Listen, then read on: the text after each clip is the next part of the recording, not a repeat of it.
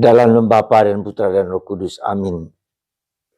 Allah yang penuh kasih, begitu banyak rahmat yang kami terima dari Paskah.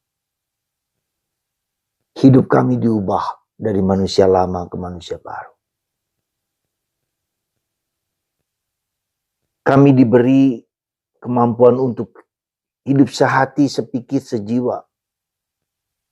Kami diberi rahmat keabadian, kekekalan.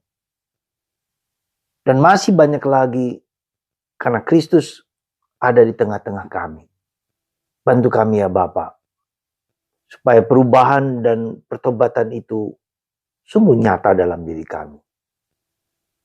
Terpujilah namamu kini dan sepanjang segala masa. Amin. Para saudara, sekali lagi kita melihat bahwa kebangkitan itu mengubah ya kehidupan kemanusiaan kita. Jadi manusia lama kita yang bersandar hanya kepada diriku sendiri, bersandar kepada ketidakberdayaanku, kerapuhanku, dan ketidakmampuanku untuk mencari Tuhan dan menemukan dan mendapatkan keselamatan.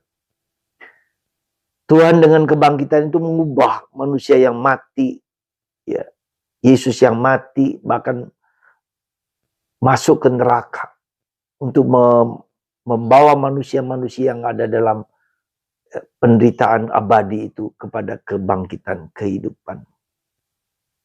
Dan itulah rahmat yang Tuhan berikan kepada kami semua.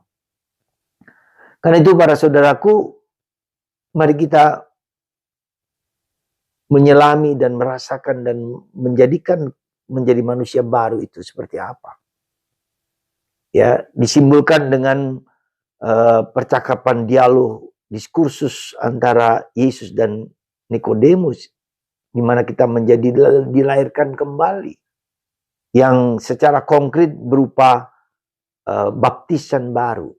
Kita dibaptis dengan cara yang baru, kita diubah secara esensial, bukan hanya secara fisik, tapi secara esensial.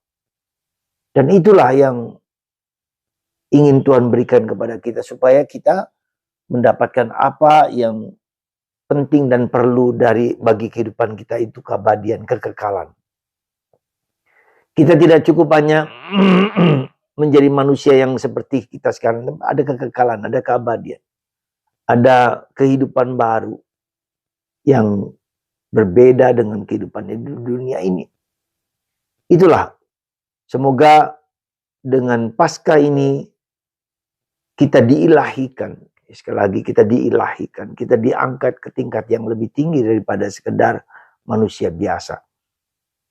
Karena itu para saudaraku terkasih, mari kita mohon rahmat supaya pada masa ini, pada saat ini, pada Paskah ini, hidup kita diubah, sungguh-sungguh diubah. Tidak lagi hanya sekedar manusia belaka yang sama seperti dahulu. Dan semoga kita dikuatkan dan diteguhkan untuk menjadi born again, lahir kembali. Nah, lahir kembali itu juga berarti apa? Lahir kembali berarti bahwa fokus kita tidak hanya padaku, tapi pada Allah. Ya. Seperti yang dikatakan oleh Santa Teresa dari Avila, yang mengatakan bahwa Allah saja cukup. Allah saja cukup. Tidak butuh yang lain. I need nothing but God. Kata Santa Maria Magdalena, ya, dari Alakok. Ya. Nothing but God. Tak ada yang lain, hanya ada Allah. Atau Paulus mengatakan bahwa segala sesuatu kuanggap sampah ketika aku mengenal Kristus. Nah, ini yang revolusioner dari sikap Yesus, dari kata-kata kebangkitan itu. Bukan lagi aku, tapi ini. Hanya Allah saja cukup. Aku tidak butuh yang lain. Ini suatu ungkapan yang hampir sulit kita mengerti dan kita pahami, bahkan kita hayati. Mungkinkah begitu? Hanya Allah saja cukup, tidak ada yang lain. Itulah saudaraku, apa yang tidak mungkin bagi manusia, mungkin bagi Allah. Semoga Anda, saya, dan kita semuanya mengalami dan merasakan akan nilai keilahian dalam diri kita. Tuhan memberkati Anda semua. Bukan aku ya Tuhan, bukan aku, tapi Engkau. Semoga Tuhan memberkati kita semua dalam kehidupan kita sehari-hari. Bukan aku ya Tuhan, tapi Engkau, cukup saja Tuhan.